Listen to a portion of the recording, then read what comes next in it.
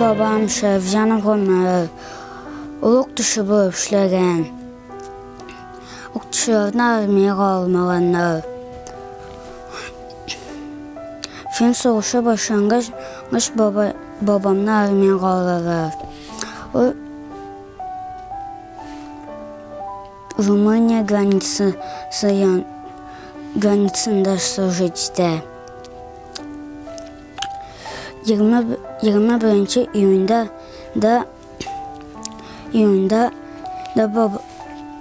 babaya увольнениеға шығады. Lekin gün түнгі 3-те аларны тревога белән уяталар. Аларны складка җибәрәләр.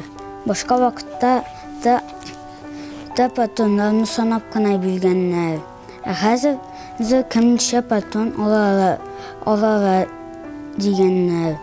Әле бабайга соғыш кем башлаганын белмиләр. Бабайларны урманга җибәргәннәр, окоп казырга. Вакыт үткәч берничә солдатларны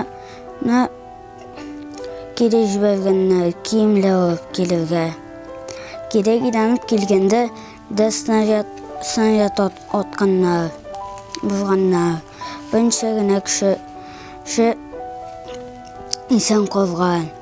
Шулай минем бабам армияга соғыш башланганын белгән.